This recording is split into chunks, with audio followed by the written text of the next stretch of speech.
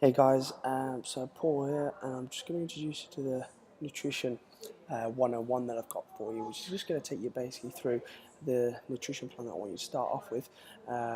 We can go into a lot of depth when it comes down to nutrition with really customizing it for yourself, but these are a few principles, a few rule of thumbs that you want to follow to ensure that we're getting the most out of our health, and with health will come that fat loss, the weight loss that we're looking for as well.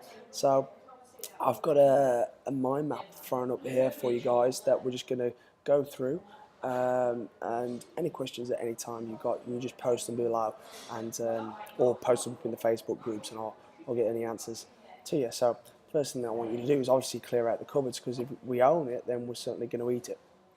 The foods that I want to get you, we want to get rid of, include your wheat, pastas, bread, cereals. You want to get rid of all of dairy, such as cow's milk, cheese. Um, Goat's milk is going to be okay, and goat's cheese is going to be okay. You want to get rid of all sugars, any foods that contain sugar. There's no processed foods whatsoever. So if anything's got an ingredients list on the back, you want to get rid of that. There's no caffeine, and there is no booze, no alcohol during this nutrition plan. Right now, you're probably thinking, that's just too hard for me to do.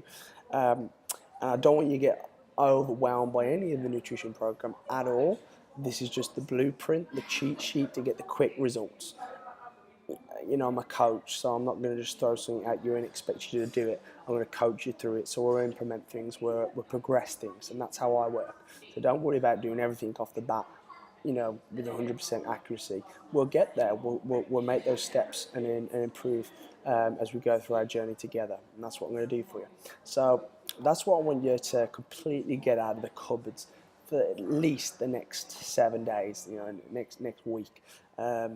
Ideally, if we can do this for the next 28 days, that would be absolutely superb. You're going to see a phenomenal result by doing that. Now, you're probably thinking right now, if I get rid of these foods, then what the rest of the family is going to eat? Firstly, I'd get them involved, because it's a lot easier if you make the whole cooking process or the food in your house kind of like a ritual where everybody gets involved, everybody enjoys it. Um, so it's kind of like a social kind of experience, and at the same time you're learning how to eat. You're teaching the kids, your family, what you should be eating, how you should be eating. So certainly try to include these in on this as well, because it's going to be your support as well. It's going to provide you a lot of support. Okay, so if you can, I would do that. If you get them onto this diet program, you're also doing them a big favor at the same time. So it's a win-win. If they're stubborn, because trust me, changing families, your family members is the hardest thing that you can do. Believe me, okay? I've tried it, and the only solution that I've come up with is that you first be that change, and when you become that change, then you can change other people, then you can help other people, inspire other people. So let's start with you. And if that is the case, if people aren't going to support you in the house, then ask them to keep those banned foods in a separate place in the house where you don't know where they are. Because as I say, if you own it, you're going to eat it. So do what you got to do, guys. Next step, we're going to, I want you to prepare your meals. So if kind of like I like doing it on Sunday, your Sunday ritual, where you sit down and you plan out your whole 7 days or whole week's worth of meals. You know where you're going to be. So, for example, a lot of people get caught out when they go out and eat in, they're driving up and down the country, going to meet clients, etc. And they're out of the house a lot, and they haven't prepared themselves, and that's when they get caught out, and that's when they eat the crap they pull into the petrol station, buy the sandwiches and the crisps and all this and the chocolate bars. So wherever you're going to go this week that you know about, plan your meals, so you're planning to go into that environment. So plan your meals for the environment that you're going to put yourself in. If you're in the office, you know that you're going to need to prepare yourself some meals, some snacks, and you're not being tempted by the cakes. I want you to plan this out on the Sunday. Spend 2 to 3 hours or so just planning out all those meals, what you're going to eat, and then from the recipes that you're going to be cooking, use my cookbooks, is plan out your shopping list. And then once you've written your shopping list, go shopping. Warning, do not go shopping on a let's just expand this as well, guys. Let me just make this bigger for you. Okay, do not go shopping on an empty stomach. okay? Because what happens when we go on an empty stomach, to the shop store, supermarkets, they plan this out for you to go in there and impulsively buy junk food. And if we buy junk food, it's going straight on our ass. If we are hungry and we're in that environment, we're going to reach for those £1 donuts or those cookies, and then as soon as we get in the car, we wolf them down, and because the inner caveman in us comes out and become ravenously hungry. So don't go into a supermarket hungry. It's foolish, and you will screw up. I'd screw up. I'd do exactly the same. So always have a light snack. Get some water down. You get a handful of nuts or whatever just before you go into that supermarket. Make sure you're not going in there with any hunger pains or anything like that. And then when you're shopping list, guys, stick to that shopping list and do not buy anything other than what is on that shopping list. Do not be tempted. Okay. And then once you get back, obviously prepare your meals. If you're going to be away from the house, you want to prepare them. It makes it easy. I'll be, throughout the week, I'll be teaching all the sessions. I'll be doing videos just like this one. I'll be writing programs. I'll be putting together content like this, and at the same time doing all the admin work and dealing with new clients and our current members. So it's a lot, and oftentimes I get caught out myself. So I find that preparing my meals and using some Tupperware that I've got that clean go-to meal, it works wonders for me, and I know it's going to work very well with many of you as it does with our clients. So next thing is that when to eat or what to eat. I want you to be eating 3 meals a day. Okay, 3 meals a day. You've probably heard people say you got to eat little and often. You don't. A bodybuilder wants to eat little often or large meals often because they want to be anabolic. They want to be constantly building muscle tissue. But we want to achieve fat loss. We want to eat 3 substantial, solid meals a day. And I'll tell you what you want to include in them in a moment. And you want them about 6 hours apart because this is going to be very good for insulin. Insulin is the hormone that rises up every time we eat food, and insulin will break that down and store that fat. And if it's storing an excess of food, an excess of calories, then we're going to be storing that fat and increasing that body fat, which is the opposite of what we're trying to achieve right here. So you want periods of hunger where insulin can go down. This will improve insulin sensitivity as well as leptin sensitivity. So about 6 hours between each meal, 3 meals per day, breakfast, lunch and dinner, and you do not want to skip those meals. The moment you start skipping meals is the moment that you'll get back after a day, and that is the moment where you're going to be eating those big fill me now meals to meet that ravenous hunger that you've got. So eat consistently throughout the day, but eat solid, good, substantial meals. Try and get your last meal of the day as close to 6 p.m. as possible. In an ideal world, that would be great, but it's I go over past 6 p.m. But I'll make sure if I go past 6 p.m., it's going to be a light meal, like some white fish and some salad. It's not going to be a big steak that's going to take longer to digest because you want to go to bed on an empty stomach. Okay, so if you are eating past 6 p.m. in the evening, eat a lighter meal.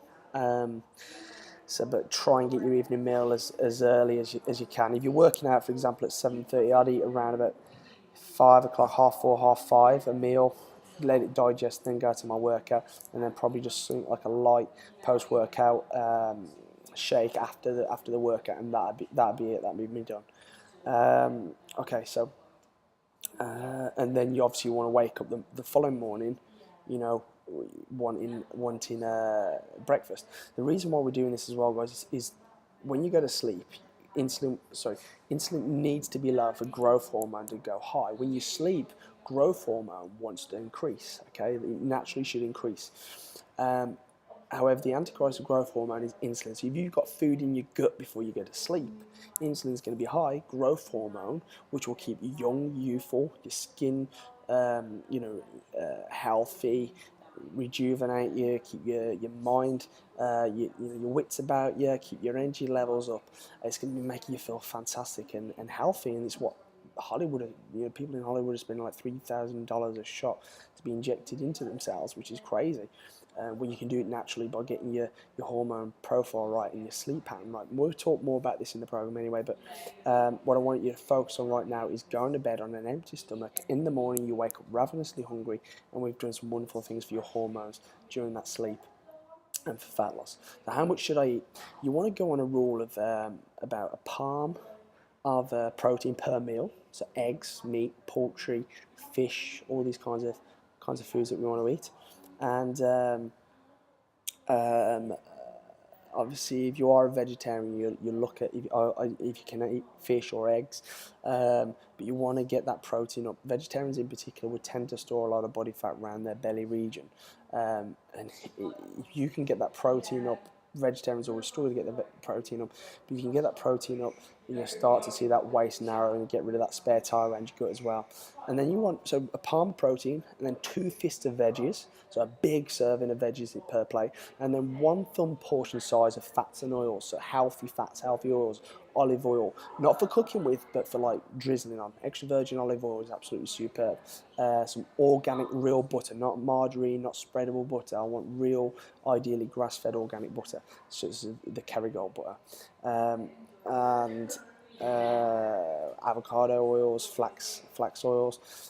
These are all the oils that we want to get into that diet. Fish oils,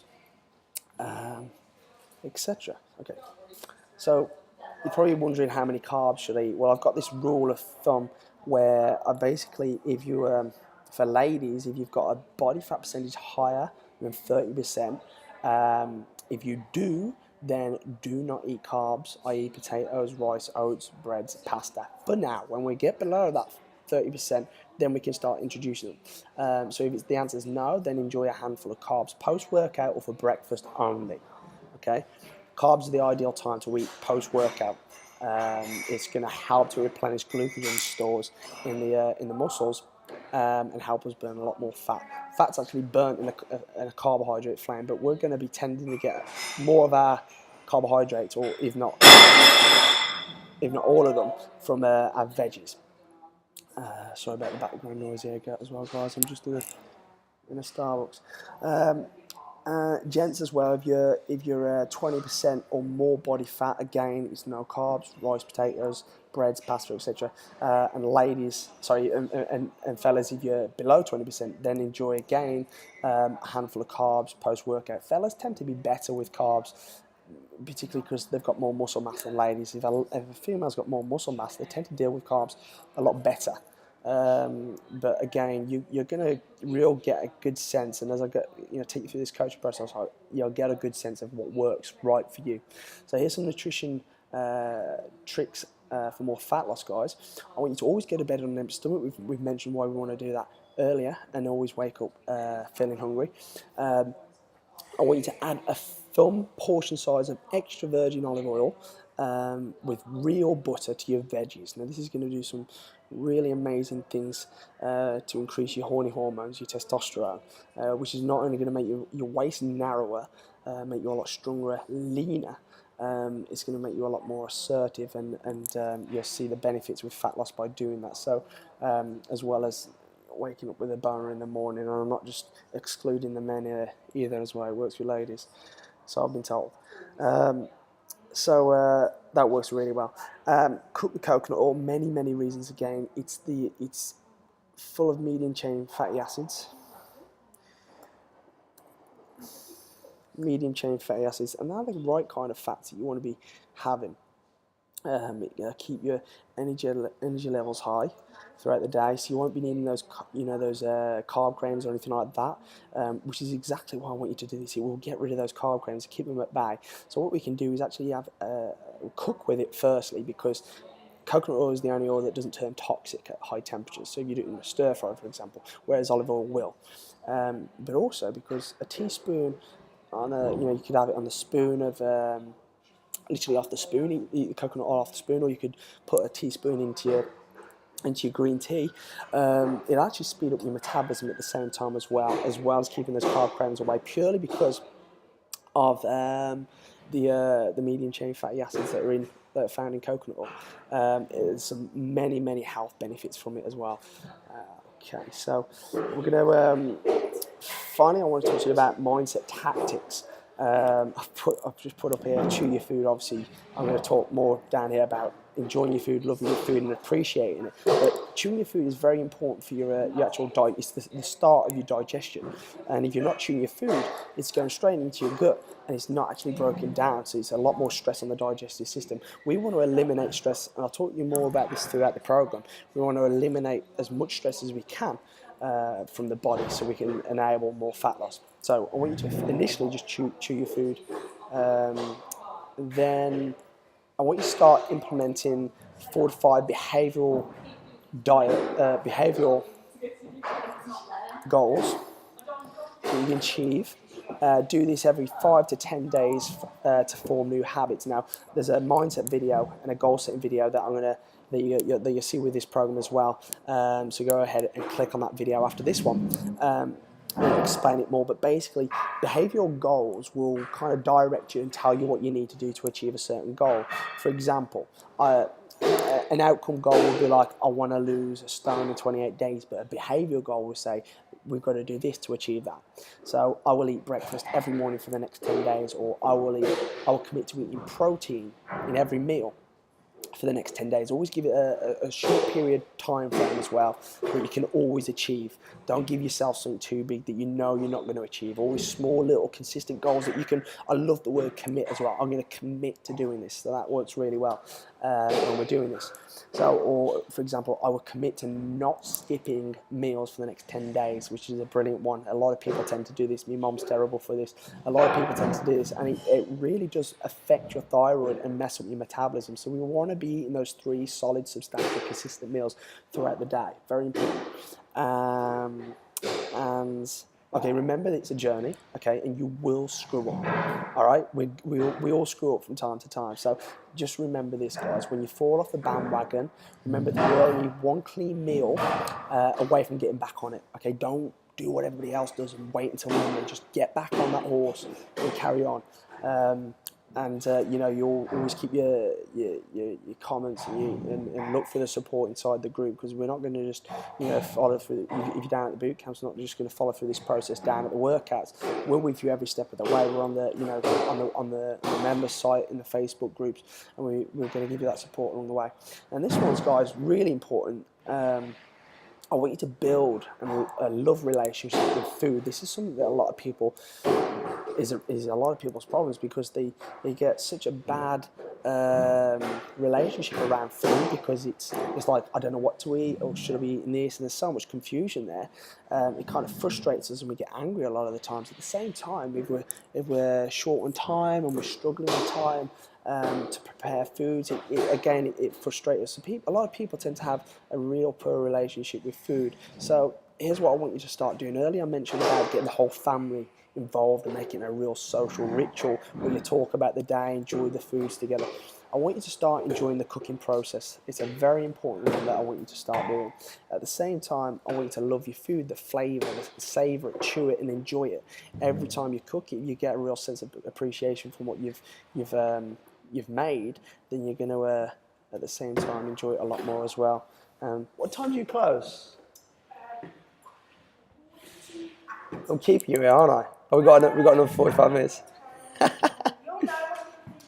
almost done anyway. I'll be shooting off in a second.